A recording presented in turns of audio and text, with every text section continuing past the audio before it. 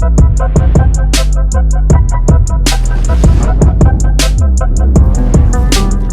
up, hotties? It's your girl, Hallie Gilmore. Grab your shoes, connect your headphones, let's go for a walk. It's time for a hot girl talk. HGT is a podcast for every woman ready to embrace their fullest potential. Hosted by me, HG, a powerhouse spanning the dance and model industry, corporate world, and all things personal growth.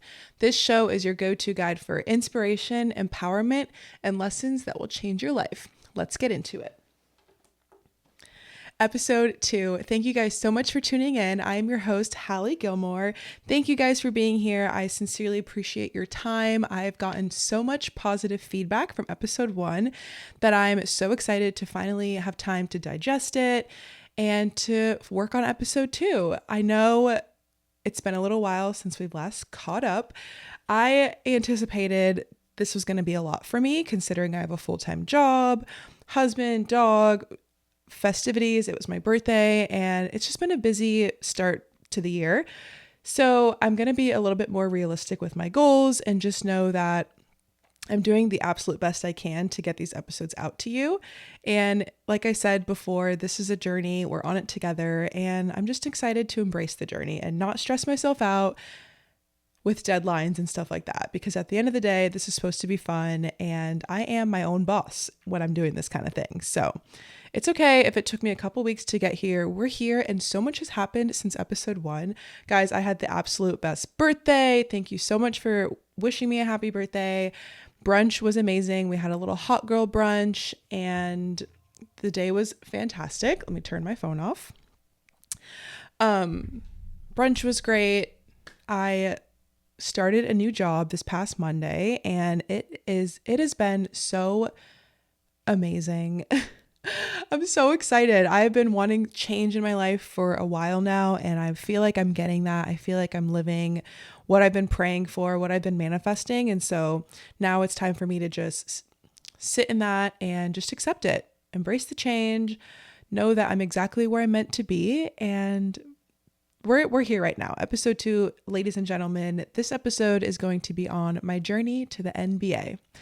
If you know me, you know that dance is my first love, my first passion, and something I spent a lot of years doing and trying to perfect and just grow and get better. And as I look back and reflect on my journey as a dancer, I'm like, wow, I have done a lot. I've came a long way. I've grown so much from my senior year of high school dancing to my last season on the NBA, dancing for the Orlando Magic. Like, it's such a beautiful journey, and sometimes I get sad thinking like I'm not dancing anymore, but I just am so proud. Little Hallie would be so proud of all of the accomplishments that I've achieved in the past 20 years of dancing. So before I get into my journey to becoming an Orlando Magic dancer, I just want to recap a little bit about this past week. I know I said I started a new job, and I was extremely excited about it. That's not completely entirely true. I was very nervous to start a new job, even though I knew it was right for me. I knew it was the right thing to do and the step I needed to take to grow. I was very anxious about it. That's natural. I feel like it's normal to be nervous about something you haven't done before. However, I kind of let it consume my whole mindset leading up to it.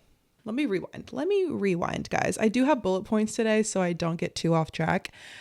Birthday weekend was incredible. I spent my not this week, but last week was my final week at my old job.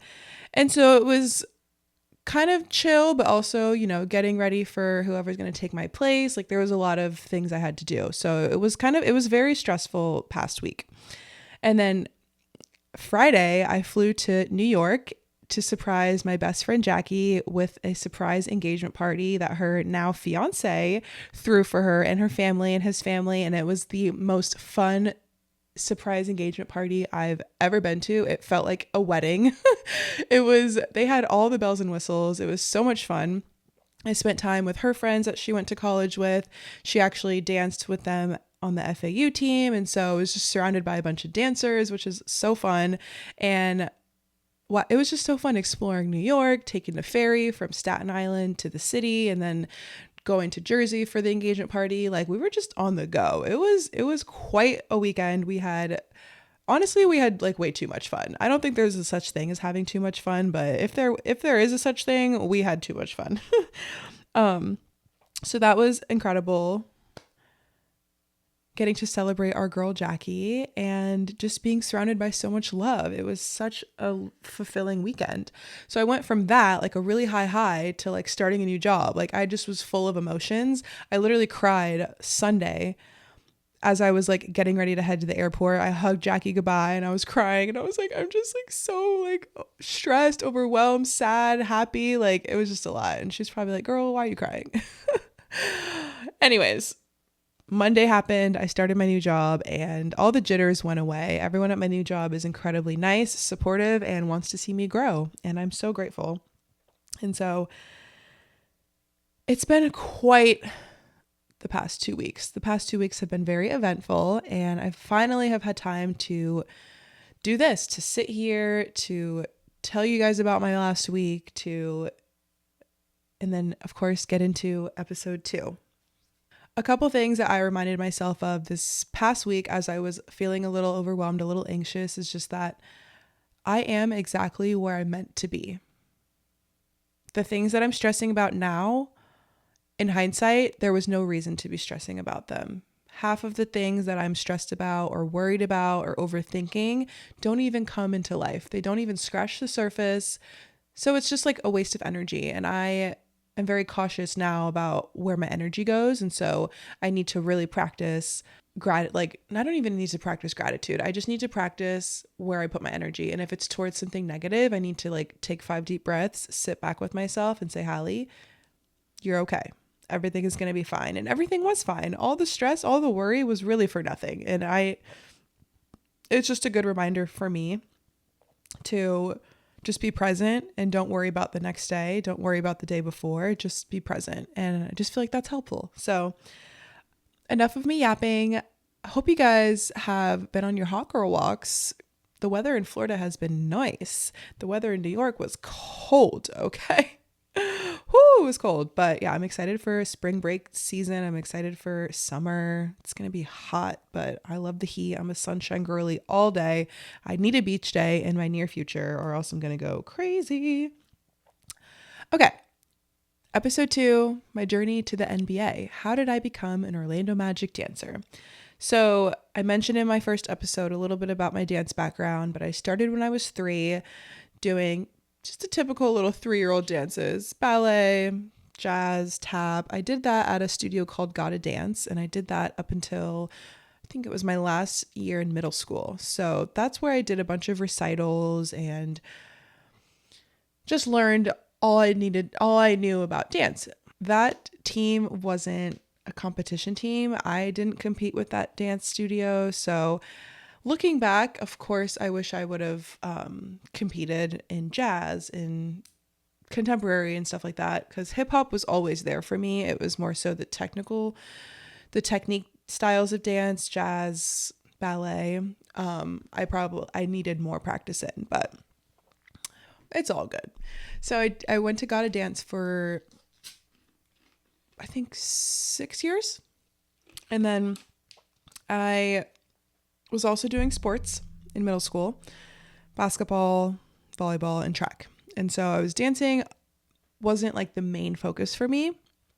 It was just something I really, really enjoyed. And then when I got into high school, I stopped dancing at Gotta Dance and I pursued basketball, which was really fun, except I wasn't like that great at it. My heart was not in the game. Like, you gotta get your head in the game. Yeah, not for me. I was too busy like dancing on the sidelines. My coach literally called me dancer, and I was like, I mean, I'm on the basketball team, so like you could maybe not call me dancer, but like I get it. So the whole time I kind of knew dance was my forte. But my whole family played basketball. So I was like, I'm tall, I'm athletic, like I'm going to play basketball. It's just kind of what I got to do right now. And it was super fun. I loved like it does teach you discipline and drills, and it's a very active sport. It's very fast paced, and I think I was way better on defense than I was offense. Yeah. So my mom would literally tell me, Hallie, if you score 10 layups this game, I'll buy you a new pair of shoes. And I was like, okay, let's go. And I would try really hard that game. So whatever. And then I started dancing my junior year of high school, and I joined the Top Gun All Stars dance team with Coach Kristen Johnson, KJ. And that team, I think we only had about like 13 or so dancers. It was a smaller team, small co-ed hip hop. And that's where I really started to learn the like competition style dance teams and going to worlds and stuff like that. And so a lot of the things I learned there was also like whacking and locking and house and the different styles of hip hop. And that was super fun. Our team won 7th in the world at the competition that we went to. We went to a few competitions. I just have like the worst memory in the whole entire world, so I don't remember all of the competitions. So I joined Top Gun All Stars, and then from there, KJ's sister Julie Johnson was coaching for Extreme All Stars, which is in Melbourne, and that was like the team to be on. They were incredible. The studio itself, Extreme All Stars, like they're extreme. They're amazing. The talent is through the roof. Cheer, dance, you name it, they got it. And so I auditioned to be on that. My best friend Carvin and I at the time, we auditioned, we made the team. So we would carpool back and forth because it was like an hour away from Orlando and we were in high school. So for us, for like at the time, that was far. But we had a time. Okay. We were like little high school delinquents. So we would drive to Melbourne, practice, and Julie whipped us into shape. She did not come to play, and I can't wait to have her on the show so she can tell us all about her dance experience and the amazing things that come along with it, the challenges, the high points, the low points, all of it. She's going to be an amazing guest to have on Hot Girl Talks podcast. So Julie is truly so inspiring. She really helped everyone she coached be the best versions of themselves. She implemented faith. She implemented journaling. Like she was just not just a dance coach, but just an inspiring mentor. And I really looked up to her, still do. And KJ, both of them powerhouse sisters. And yeah, so I did Extreme All Stars for 1 year, 1 season. And that was my senior year of high school. And I think practices were like at least 2 times a week. And closer to competition was more than that. We were traveling a lot to get there. And the practices paid off because we won first place at Worlds as a large co-ed hip hop team. Period. I got a ring my first try. My first time competing large co-ed hip hop, I got a Worlds ring. I mean, was I good? Was I the good luck charm? I don't know. No, but that introduced me to a whole different world of dancing. Like I had no idea that people took it like this seriously. So it was really cool to come in kind of with a fresh mind and like a blank canvas, not really knowing the extreme, no pun intended. Yeah, so Extreme All Stars was a time. There was also an all girl hip hop team, and I did make it. I think you had to audition to be on that too. And at the time, I just like could not commit to both teams at the same time. But I think that team also won Worlds, which is pretty cool. So by this time, I'm 18 years old. I just graduated high school, and I've been dancing for the last like 2.5, 3 years almost, like training. And I was preparing to be an Orlando Magic dancer, except the whole time I was training in hip hop, not so much jazz. And looking back, that's where I lacked a little bit because a lot of the girls on the Orlando Magic dance team, the all girl team, strived in more of a jazz type dance. And I strived in more of a hip hop style dance. And if you ask me, do I think that's completely fair? No, but that's how it is. That's showbiz, baby, you know? So I tried out when I was 18 and I made it to the finals. They take 30 girls out of over 100 girls that audition.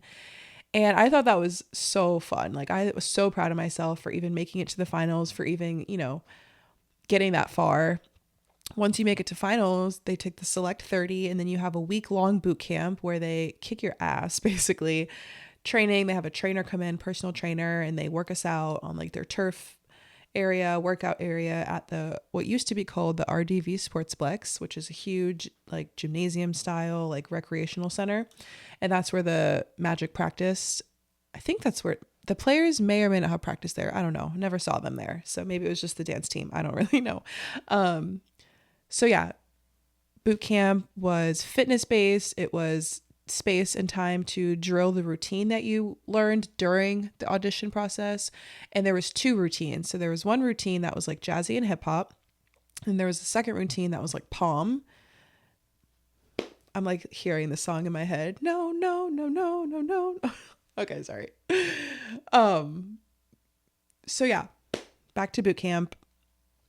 Dancing, drills, workout, fitness, kicking our butts, and then the interview process. And so the interview was the most intimidating part for me because I was 18. I didn't really have a whole lot of interview experience at that time. This was my interview experience, okay? And it was so intimidating for me. Interviews are scary. I don't care who says what. The older you get, the more experience you have, the less scary they are. But in freshly 18, going into a room, it's like corporate with like 6 to 8 people interviewing you on one panel, and then it's just you on the other side of the table. I was so scared, guys. My hands were sweating. I had prepared for the interview, but I just, the nerves got to me. So seriously, like they had asked me, oh, like what's your favorite Disney movie? And I was like, The Lion King. Like, I don't know. I don't even really like, yes, I like Disney movies, but they're not like my thing. So of course I'm panicking, and they asked me, what's my favorite salad dressing? And I was like, raspberry vinaigrette. Like, I don't know. Why are you asking me this? I was so prepared for, why do you want to be an Orlando Magic dancer? Blah, blah, blah, blah, blah. So I know as I'm saying this out loud, you're thinking, wow, Hallie, those are really easy questions. Why were you so afraid to answer? And it was the nerves. And so I bombed that interview. I'm going to fully admit that. And that's probably a reason that I didn't make the team. Was my dancing the strongest? No. A lot of the girls and teams in general, NBA teams, NFL teams, just dance teams in general, I'm sure, want to see you come back. They want to see you grow year after year. And I took that as, okay, I didn't get this time around. Let's go again. Like, let's take 365 days of the year to train, to get better so I can come back ready to go. And I did that. I hired a personal trainer. I hired a dance coach, and I worked on my interview skills all year round. Like, I was putting in that work. Tried out again the second year, made it to the finals. Did not make the dance team. And I was like, oh, I cried so hard, of course, because it's just like you work so hard. You work all year round, all week long during boot camp to not make it. It's devastating. It's not a good feeling. I did not let that year let me down, though. I was like, I'm still young, 19. Let's go. Let's get it. Okay. Continued to dance. And while I was training the first and second year round, I joined Motive Dance Crew. You have to audition to be on it, and that was a hip hop based crew, and that was so much fun. We went to HHI and a few other competitions. Guys, my memory sucks. It's fine. But shout out Marley Hightower and Anna Hightower. Motive was really great for me. It was honestly a networking experience for me. It also opened up doors to another side of the dance world, like the freestyle, like hip hop. It was just, all of this was a learning experience for me, and I'm so grateful for all of my experiences and all the people that I've met that have inspired me through dance. Like, dance is so inspiring. You see someone like in their element, like working their magic, and you're like, wow, that person has something really special. So it's really cool to see. And dance is a sport. There's competition. Like, sometimes you're going to be watching someone dance and be like, dang, like they're really good. I wish I was that good. But it's like, don't worry about them, worry about you. So anyways, Motive was great. They're still fantastic. They've grown so much. Like, kudos to Marley. She's incredible. I love her. Love you, girl. So yeah, I was on Motive while I was training to be on the Magic. Third year comes around. I'm like, third time's the charm.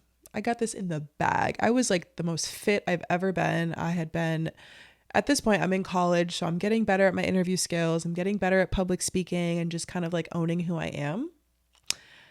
I was practicing my jazz technique. I was doing all the things necessary to improve. I wasn't just like staying complacent and not working hard. Third time comes around. I feel so confident. I'm like, third time is the charm. No one's going to get in my way.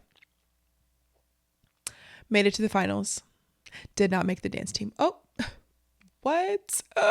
Guys, I was at this point, I was like, I am done here. Like, I gave it my all. I'm like, what's the point? There's no more point.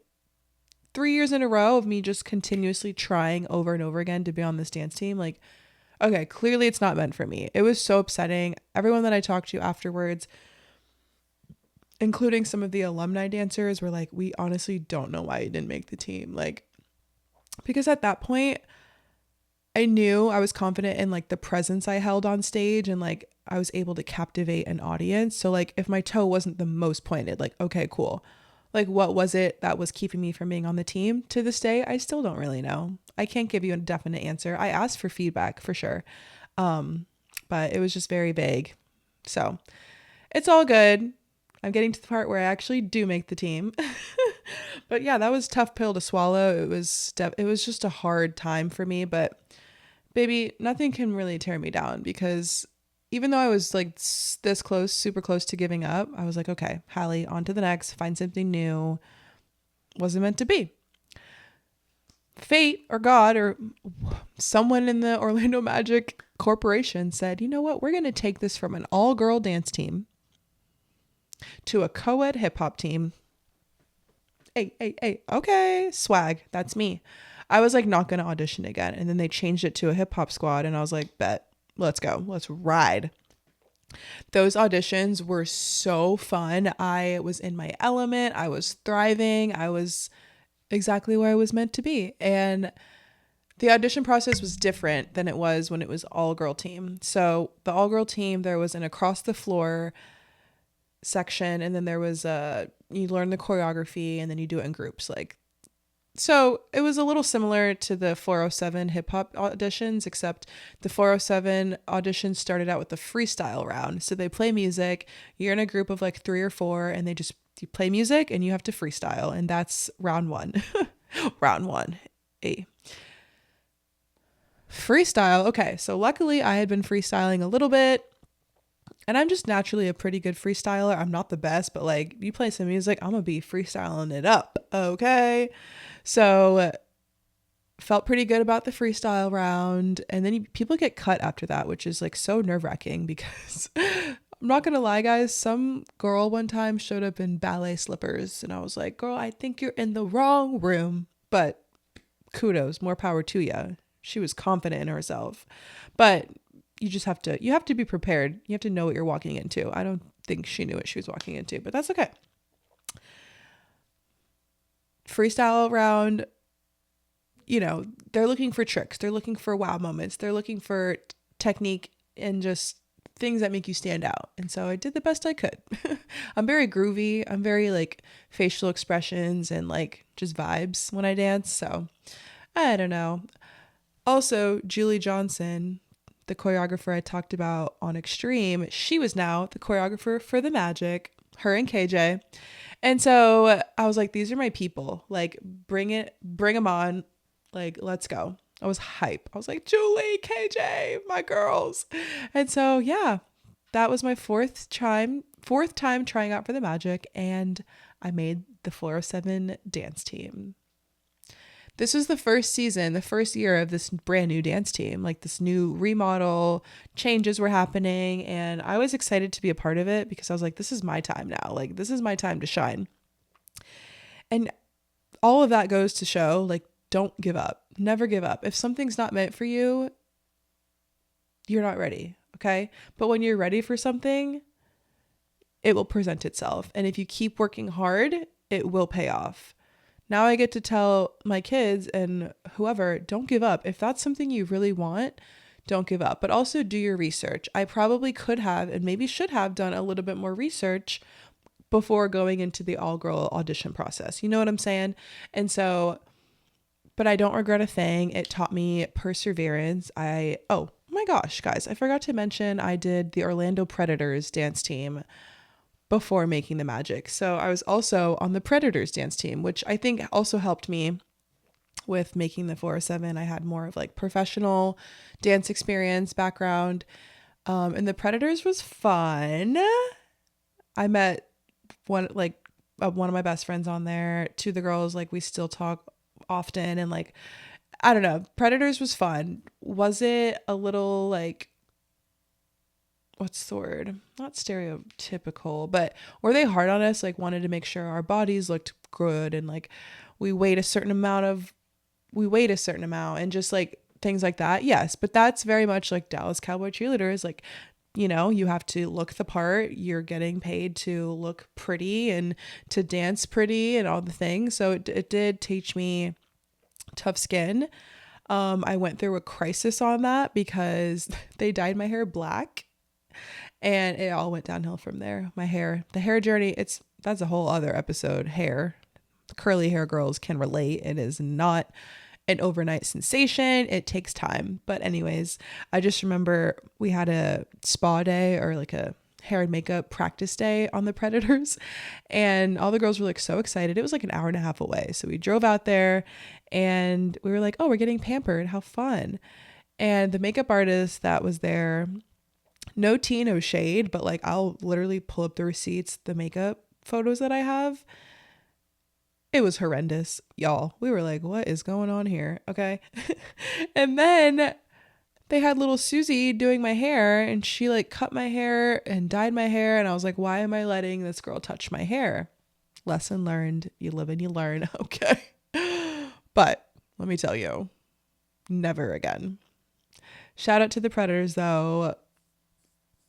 I'm grateful. So fast forward to the magic. Season 1 of the 407 was the best season. I was on the 407 for 4 seasons total. The first one was the best one by far because it was pre-COVID. Yay! It was 2019 to 2020, and the season started off strong. Everyone was so excited to be there. It was co-ed, so you had vibes from all different types of people, and the energy was just high. Everyone was so excited to be there. And we just had fun. The dances were so fun. I will never forget that season of the magic. Our last performance, which side note, the dancers danced at every home game. So I think that equates to about 45-ish, give or take, home games. So we were busy, like practice 2 days a week, Tuesday nights and all day Sunday, and games throughout. So it felt like a full-time job, even though it was like paid part-time. But yeah, we were grinding. We were putting in that work. It was so fun. Our last performance though, I'll never forget. Our last performance of my first season was our halftime routine, and that was The Greatest Showman. So the Orlando Magic had 5 entertainment teams at that time, which that's a lot, okay? They had the dance team, the 407, 321, the hype team, go hype. They had a cheer squad, which it was small. I don't remember how many people were on it, but it was a small cheer squad. And then they had the drum line. And then they had, which they still have, the classic 407. So that's like the 55 and up dancers. And they slay, okay? Don't hate. That's going to be me when I'm like 55 or plus. So another full circle moment. Did I mention I was a magic mini dancer when I was younger? Oh my gosh. I'm all over the place, guys. I'm not even looking at my notes. Please help me. I was a magic mini dancer from the ages of 7 to 9. And that was, you had to audition to be on it. You couldn't just sign your kid up and say, hey, go dance. No, you had to audition. I'll never forget, my audition dance was to the song Gold Digger by Kanye West. It's a banger. So that what I was trying to say was, it was a full circle moment because I was a magic mini dancer when I was little, became a magic dancer when I was a young adult. And when I'm 55 years old, I'm going to be a classic magic dancer. So that'll be another full circle moment. Okay. I'm going to try to find a video of The Greatest Showman and like throw it on my YouTube channel so you guys can watch it, because I mean, it's already on YouTube, but maybe I'll drop the link in the video so you guys can watch that. But that was so fun. And then right after that performance, I went to Okeechobee Music Festival. This was 2020, pre-COVID, and went to Okeechobee Music Festival, had a great time of my life. And then like a few days, maybe a week later, the whole world went on shutdown and went through a pandemic. So it was tough to get back to where we were on the dance team. So season 2, we did not have to audition again, mind you. So every year you have to audition to be on the team. And sometimes people audition, make the team, and then they try out again and they don't make it. So it's like, it's very cutthroat. It's very competitive. You have to stay on top of your game and whatnot. So season 2, because of the pandemic, no one had to audition again. Everyone just like rolled over to the team, and we did stuff like 6 feet apart, wearing a mask. The games they cut our like schedule in half. We went to performing 40 plus games to maybe 20. And it just like it kind of sucked. I'm not going to lie. It was just, we had to do what we had to do. And we were just lucky and grateful enough to continue to be able to dance. And we made the best of it. TikTok was thriving. So we were like hired to like post TikToks and make content. And then we would have to send in like videos of us dancing like in our backyard or in our garage or wherever. And we would send that video in, and one of the guys on our team would edit it all and put it into a video. And so we were still being active and stuff. It was just obviously very different.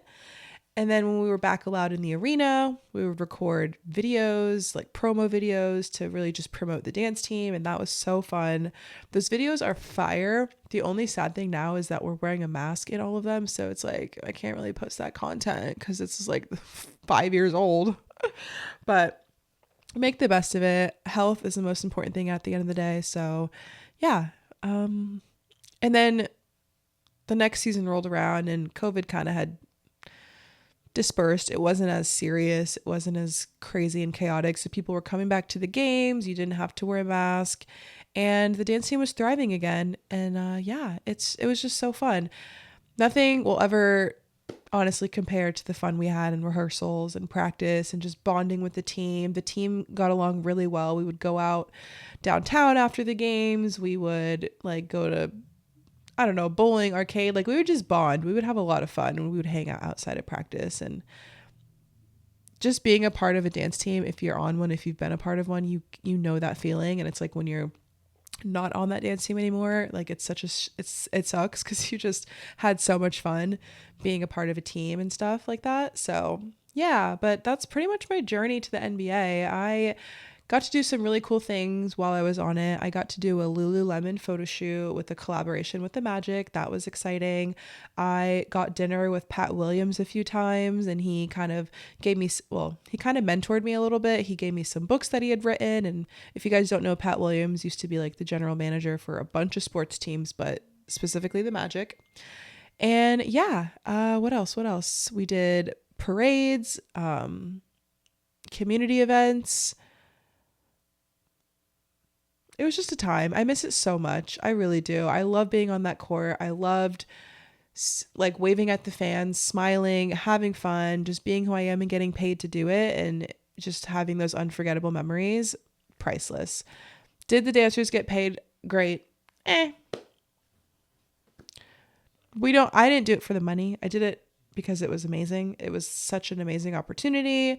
It's exposure, it's experience. Like, honestly, NBA dancers all around the country don't get paid enough. NFL dancers don't get paid enough. It's just a thing. It sucks because, yes, you are as athletic as these players. Okay, like maybe not as athletic, but like you're athletic and you're doing these tricks and flips and, you're putting in work and I don't know. It's just definitely not fair. I think there should be like a pro or a standard price or standard rate that you get paid every game, every rehearsal instead of hourly. But hey, what do I know?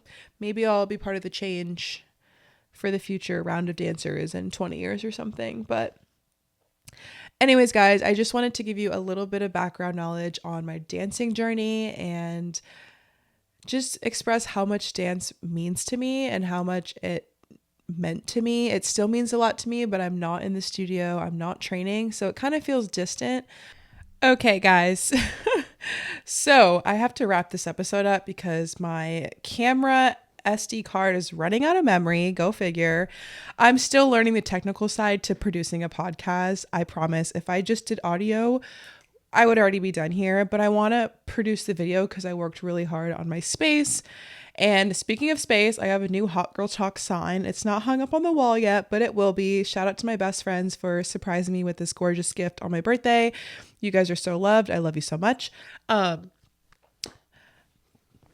Recap.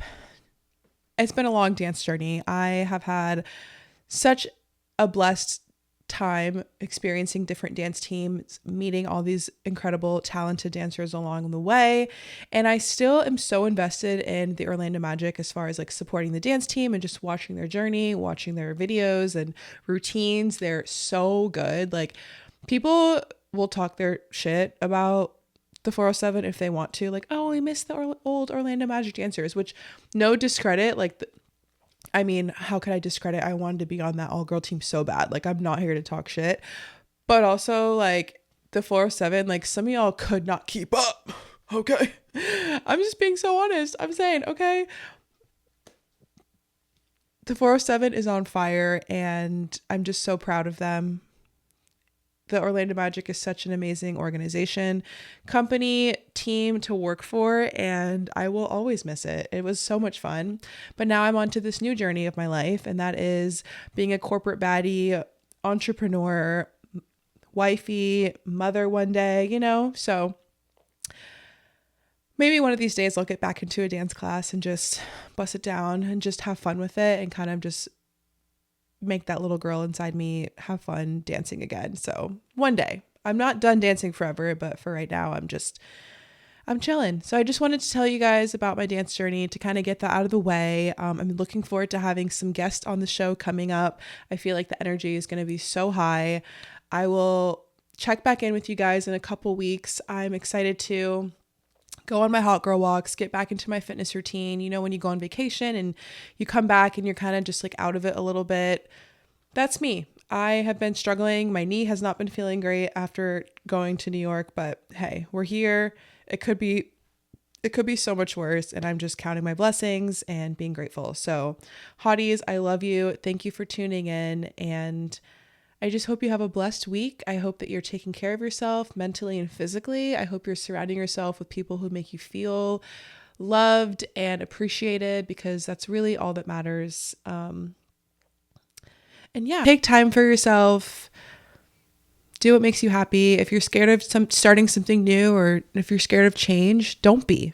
There's something beyond on the other side waiting for you that you have no idea. Like, there is a door waiting for you to walk through, and you're just not taking those steps in that door through that path. This is your sign. Take that leap of faith. Trust yourself. Trust God.